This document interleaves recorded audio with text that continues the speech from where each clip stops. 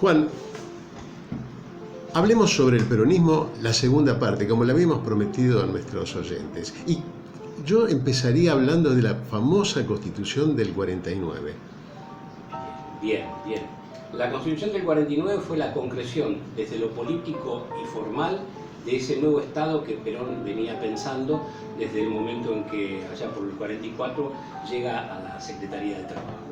En esta Constitución, por primera vez, se incorporan con la fuerza de lo constitucional todos los derechos sociales, los derechos del trabajo, que marcan un nuevo estilo de sociedad para la Argentina y le dan un formato específico a ese nuevo Estado.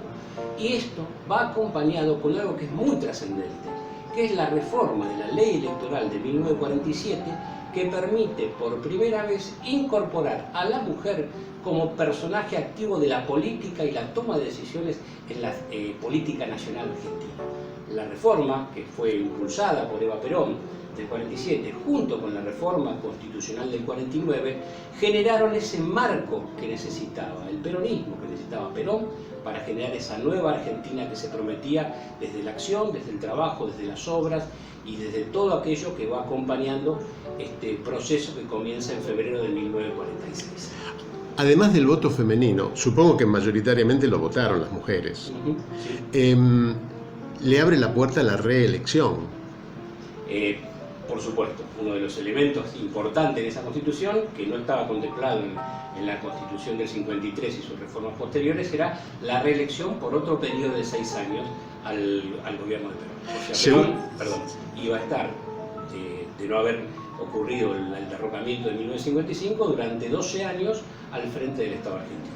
Claro, seguramente las generaciones más jóvenes no saben que antes no existía la reelección y que los periodos eran de 6 años. Correcto, eso se reforma con la Constitución del 94, donde el periodo de 6 años pasa a 4 con posibilidad de una reelección, cosa que no estaba contemplada en la Constitución primigenia de 1853.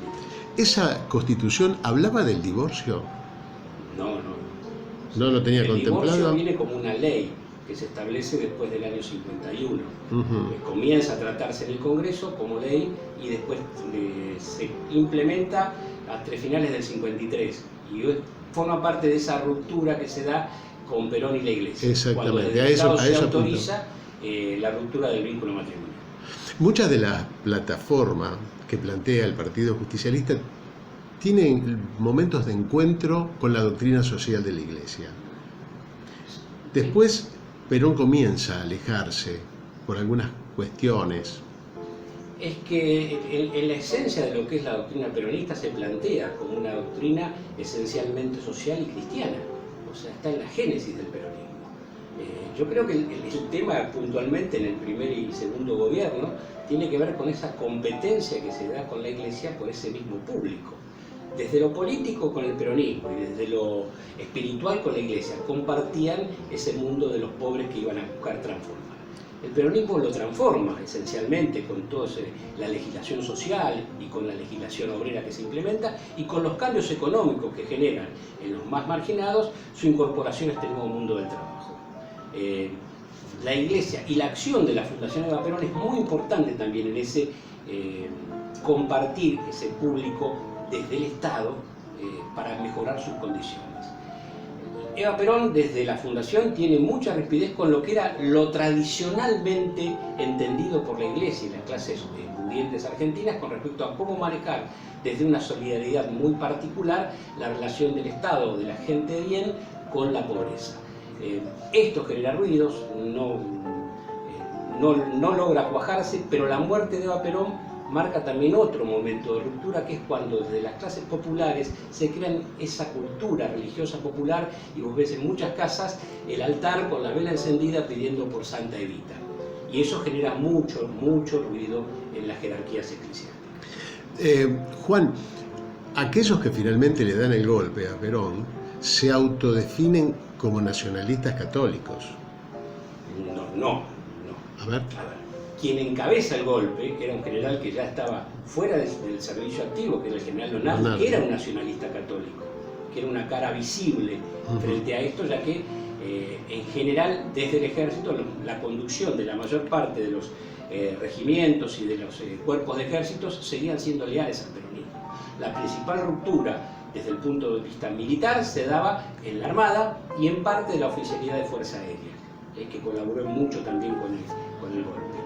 Pero puntualmente la Armada y ciertos sectores del generalato liberal,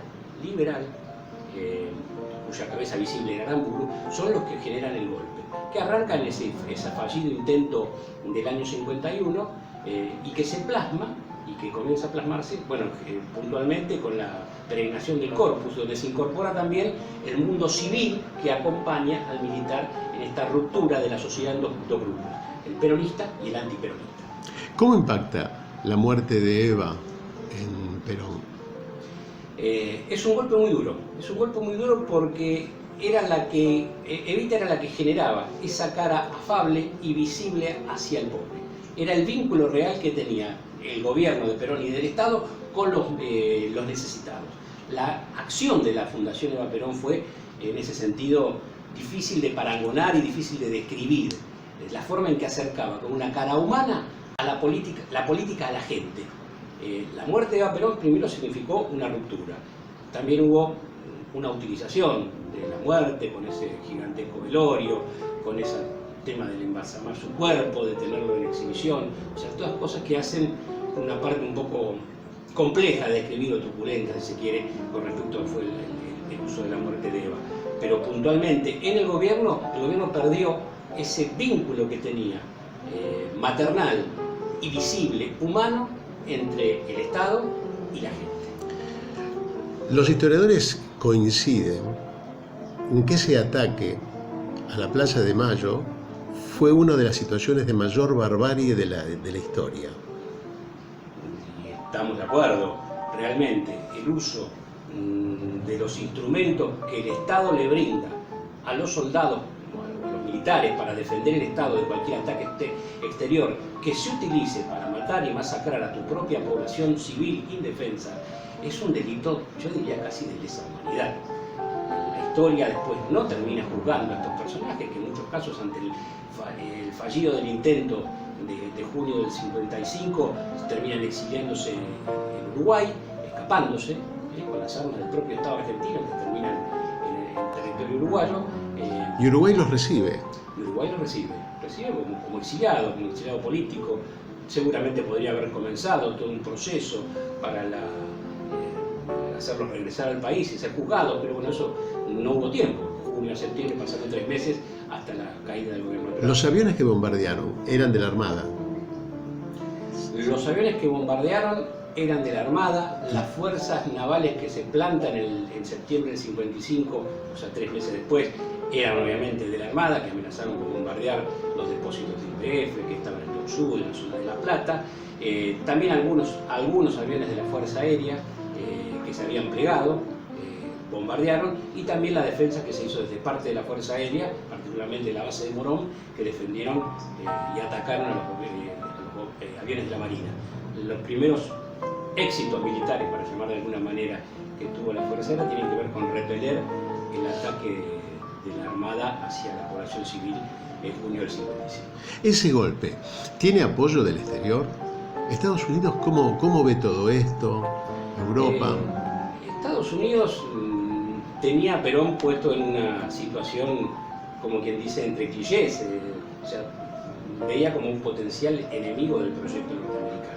Pero por otro lado, Perón desde el 54 estaba en tratativas con distintas fábricas de automotores como la Kaiser americana y como la compañía California, que vinieron a explotar el petróleo, y a la cual, después de la crisis que se genera y las pocas posibilidades que tenía YPF de conseguir abastecer con sus medios el consumo de naftas en el país, tuvo que recurrir a la inversión extranjera. O sea, es un poco distinta la situación a la que se veía en el año 45 con el tema de Braden y Perón. No tenía el apoyo norteamericano, pero tampoco estaba puesto en la mira como para generar el golpe. El golpe se da desde adentro, puntualmente desde adentro, y tiene que ver con esta parte de la sociedad argentina, que producto también de la impericia, yo creo que mucho tiene que ver también esa forma en que se manejó la división entre peronistas y antiperonistas.